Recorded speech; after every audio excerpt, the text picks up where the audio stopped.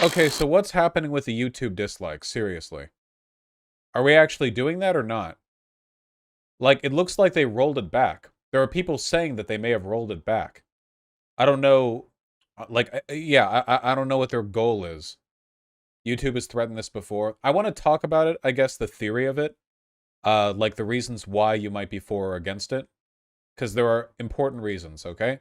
So, likes and dislikes being visible are very, very important for a couple of reasons. First of all, depending on what you're looking for, they can be really indicative of the quality of the video that you're about to consume, okay? So, especially, this is my big thing, okay? If you're looking for an obscure tech solution, like if there's some technical thing that you're trying to fix, it could be with installing a old like video game like port or like tech stuff on like mods. It could be like you're having audio issues with the interface between one app and one particular piece of hardware. YouTube's a great place to look for solutions, but the likelihood of those solutions working is very low, and usually they'll like this. Jesus Christ. Pigeon! You want to be a part of the video? Congrats, you're now going to be part of the whole video. Is this what you wanted? It's what you're getting. She ran downstairs. Okay. Yeah. Anyway. Having a lot of dislikes means the tech solution won't work. Now, I don't think there's much of a social benefit to removing dislikes, you know? Because if people are going to hate bomb your videos, they're just like gonna leave negative comments. Can't you literally turn likes and dislikes off normally anyway? Can't you choose to do that? Like, you can literally choose to do that. The only reason to force it... Okay, let me put this another way, okay? I have to run downstairs. Let me put this another way, okay? YouTube will probably make changes that benefit some demographics of their user base. Probably the ones they're most interested in incentivizing investment from. One of the things that YouTube has been doing for the past couple of years is becoming more and more like TV.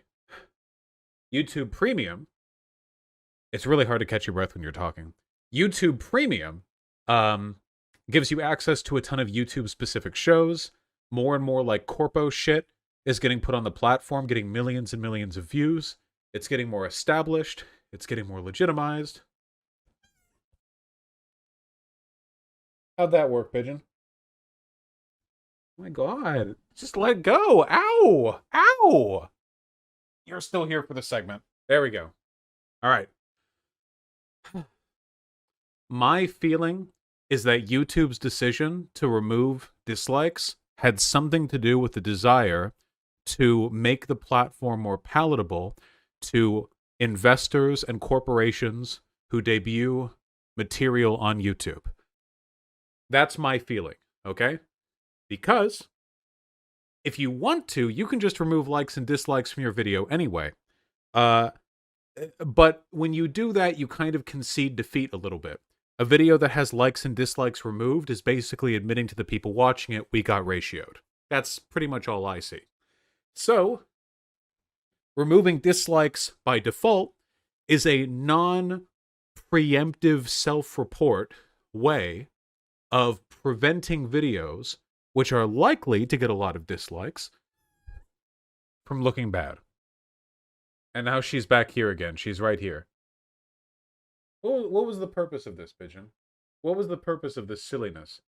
I think it's a really bad decision because the corporatization of YouTube is potentially something which could be really destructive to the attitudes on this platform. There is a social viability to being able to see dislikes and a viability to it being known that you had to manually turn likes and dislikes off.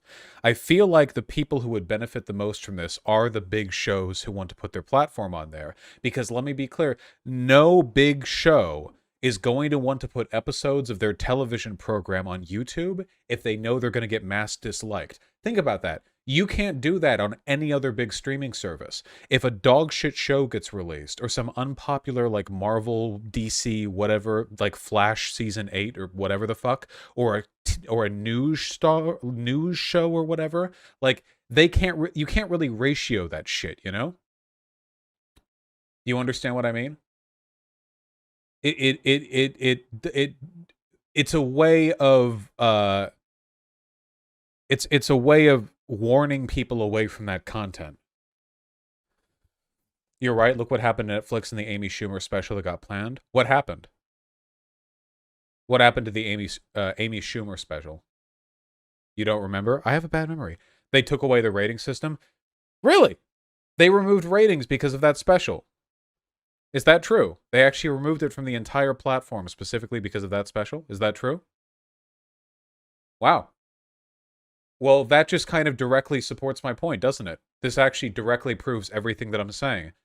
The reason why they want to get rid of likes and dislikes on videos is essentially because they want to avoid the kind of community backlash that can discourage big companies from putting their content on YouTube. Which would be really, really bad, you know? Ratioing that shit or whatever. Which is absolutely ridiculous. I'm pretty sure they do that already with stuff that's on YouTube Premium, right? If I go on YouTube right now and I look up, say, Mindfield, which is a YouTube Premium show, I'm pretty sure. Is it YouTube Premium? I have YouTube Premium because I get benefits for it related to my channel, but is that a YouTube Premium thing? Yes, but it's free now? Okay. But when I saw this, and I think it's always been like this, it's like this. Likes and dislikes are off, comments are off. It's just like a TV show, like this, you know? But they would have had to do this manually, correct? Like, Vsauce would have had to manually choose to disable comments and likes and dislikes. Now, I don't think that he has to worry about looking bad for doing this because all Vsauce content is good and nobody doesn't like it. Everybody likes it. But if there were, say, TV series being dumped on YouTube and, you know, 13 Reasons Why Season 4 was being put on YouTube, or like The Flash, or the last season of Dexter, or hey, what about Game of Thrones Seasons 5 through 8?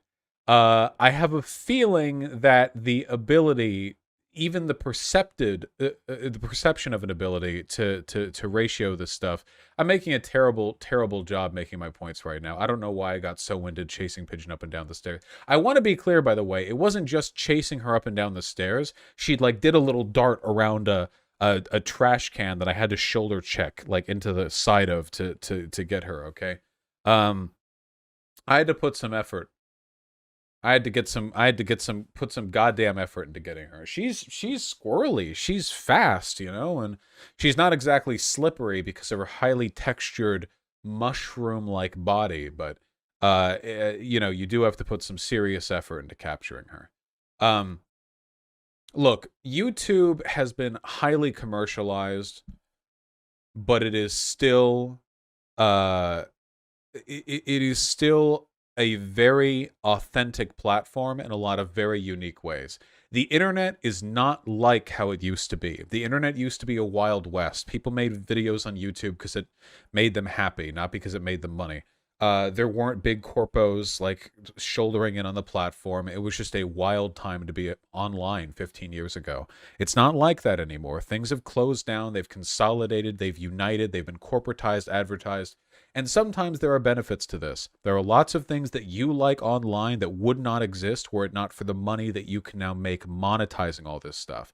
This, what I do, I couldn't do this as a full-time job if it weren't for the systems that allow you to monetize content. I would have to do this as a side thing while working an actual job, which means there'd be less of it and it'd be lower quality, and I probably wouldn't have lights behind me or whatever. Maybe I would, I don't know. It would have to come out of whatever money that I put towards the rent. There are losses and there are benefits, but I do think it is important that we maintain the ability to dislike bomb videos. Even if it's abused sometimes, it is a reflection of the community's intent, of their desire, of their will, of their appreciation or lack thereof. And even though it is sometimes abused, I think it is on the whole a thing that is good for the platform. So we should keep it. If YouTube decides to not do it, to just like they were testing the waters and they pull back, then good, okay? Because they're going to do it again in a year. In a year, they're going to try it again, and we need to be angry with them then too, okay?